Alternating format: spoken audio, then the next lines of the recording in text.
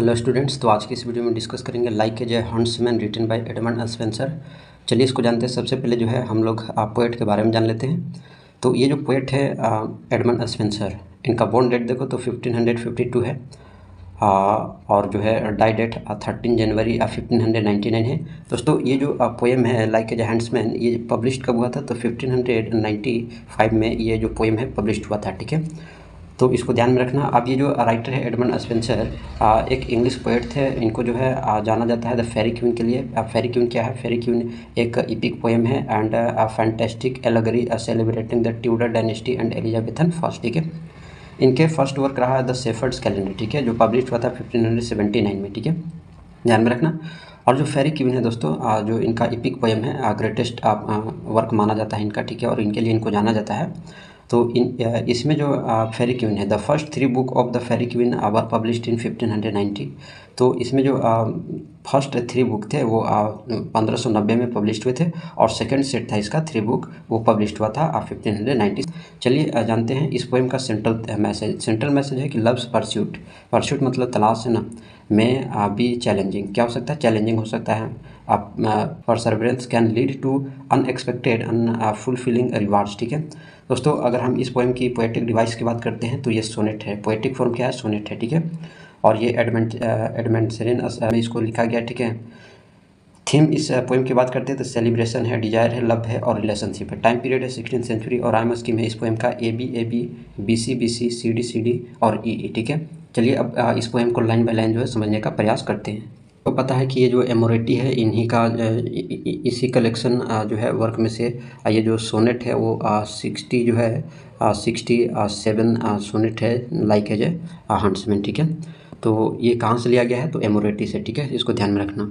अब चलिए line by line समझते हैं। तो पहला जो लाइन है, like as huntsman after weary chase. ठीक है, मतलब इसमें क्या कहते हैं कि like as a huntsman after वेयरिंग चेस। यहाँ पर जो स्पीकर है वो कंपेयर्स करते हैं खुद को टू अ टायर्ड हंटर्स, मतलब एक थके हुए शिकारी से खुद को कंपेयर करते हैं। आफ्टर अ लॉन्ग चेस मतलब लंबी जो है चेस के बाद, मतलब कभी खुद की जो है कंपेयर थके हुए शिकारी से करते हैं जो लंबे समय तक शिकार का पीछा कर रहा था। ठीक है, सेकेंड लाइन है कि seeing the game from him escaped away. ठीक है, मतलब कहते हैं कि ही सीज, मतलब वो देखते हैं, क्या देखते हैं कि दैट द एनिमल यहाँ पर डियर जो है ना, डियर एनिमल का जो है यहाँ पर जो है ये है एनिमल। ठीक है, यहाँ यूज किया गया है हैज एस्केप्ड फ्रॉम हिम। तो वो देखता है, पोएट देखता है कि उसका शिकार मतलब हिरन उसे बचकर भाग गया है। ठीक है, बचकर क्या हो गया है? भाग गया है। नेक्स्ट लाइन है कि sit down to rest him in some shady place, और वह किसी छायादार जगह पर जाकर के आराम करता है। ठीक है, sit down to rest him. ठीक है, मतलब the hunter sit under some shade to rest, इसका मतलब ये होता है, मतलब वह किसी छायादार जगह पर बैठकर आराम करता है। नेक्स्ट लाइन क्या है? With panting hounds beguiled of their prey. तो इस लाइन का मतलब क्या होता है कि उसके कुत्ते भी क्या हो चुके हैं? थक चुके हैं, और शिकार छूटने के कारण वो क्या हैं? निराश हैं, अनहैप्पी है। ठीक है, मतलब his dogs are also tired and disappointed after missing their prey, मतलब उसके कुत्ते भी थक चुके हैं और शिकार छूटने के कारण वो क्या हैं? निराश हैं। ठीक है, ये लाइन में समझ में आया। नेक्स्ट लाइन है कि so after long pursuit and vain assay. अब यहाँ पर क्या कहते हैं? तो उसी प्रकार, सो आफ्टर मतलब उसी प्रकार कवि ने प्रेम में बहुत प्रयास किया लेकिन वो क्या हुए? असफल रहे। Similarly after much efforts and failure in love. ठीक है, हिंदी इंग्लिश दोनों मीनिंग में आपको बता रहा हूँ। ठीक है, तो उसी प्रकार सिमिलरली यहाँ पर जो पोएट हैं, पोएट ने प्रेम में बहुत प्रयास किया लेकिन वो क्या रहे? असफल रहे पाने में। ठीक है, तो नहीं पा पाए। नेक्स्ट लाइन है कि when I all weary had the chase forsook. अब यहाँ पर क्या कहते हैं कि when the speaker gave up the chase out of tiredness, मतलब कि क्या हुआ कि जब कभी थककर उसका पीछा करना छोड़ देता है। ठीक है, when I all weary had the chase forsook, मतलब जो है कि थककर जब उसका पीछा करना जब पोएट क्या करते हैं? छोड़ देते हैं। ठीक है, नेक्स्ट लाइन है कि the gentle deer returned. The gentle deer return the selfsame way. मतलब हुआ कि वह हिरन, अब यहाँ पर हिरन मतलब उनकी बिलव है, ठीक है, मतलब स्त्री, ठीक है, उसी रास्ते से क्या हो रही है, रिटर्न हो रही है, लौट रही है, ठीक है। The deer returns by the same path, ठीक है, सेल्फ सेम वे है ना, सेम वे, ठीक है, मतलब सेम पाथ से, उसी रास्ते से क्या हो रही है, वो लौट रही है, ठीक है। Thinking to quench, next line है कि thinking to quench me with milder look.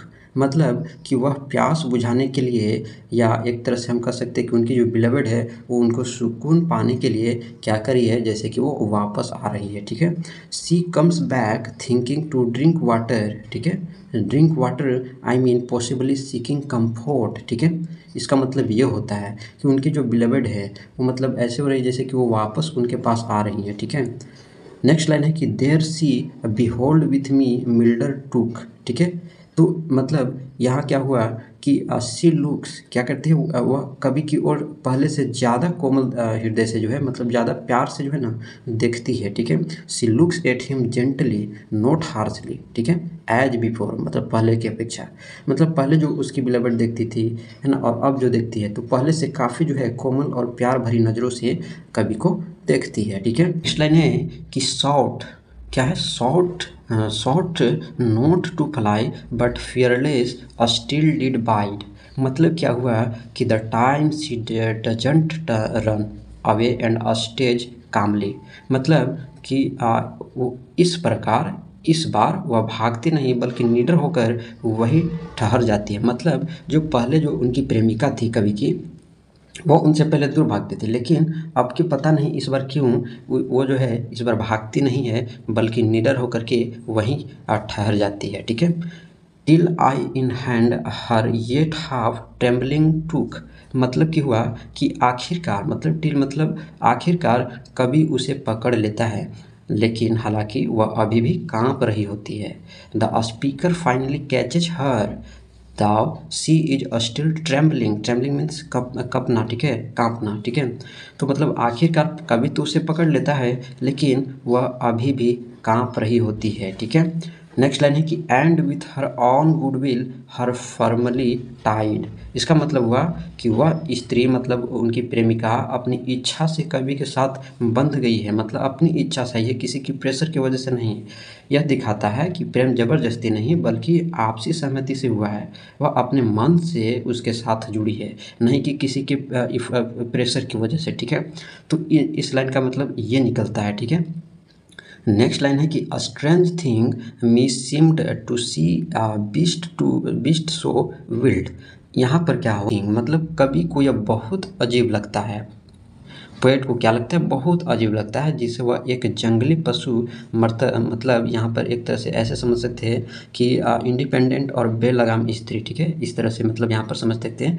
तो कभी क्या समझते हैं, उनको बहुत अजीब लगता है कि जिसे वह जंगली पशु मानता था वह अब मतलब स्वेच्छा से, मतलब इच्छा से लौट आई है।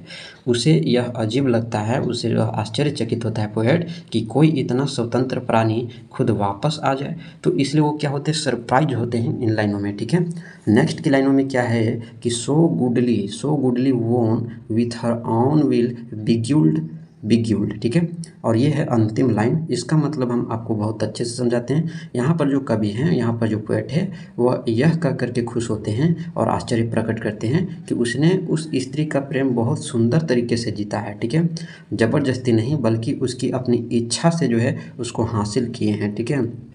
यहाँ पर जो बिग्यूल्ड है इसका अर्थ है प्रेम से मोहित होकर स्वेच्छा से, मतलब किसी के प्रेशर की वजह से नहीं, स्वेच्छा से जो है उसके पास आई है, न कि किसी धोखे से। तो यह जो है आपसी सहमति वाले प्रेम की सुंदरता को क्या कर रहा है, ये रिप्रेजेंट कर रहा है, दिखा रहा है। तो इस तरह से जो है मैंने लाइन बाय लाइन जो है समझाने का प्रयास किया। आई होप आपको बहुत अच्छा लगा होगा। तो अच्छा लगा हो तो वीडियो को लाइक करें, चैनल पर नए हैं तो चैनल को सब्सक्राइब करें। मिलते हैं नेक्स्ट पोएम में।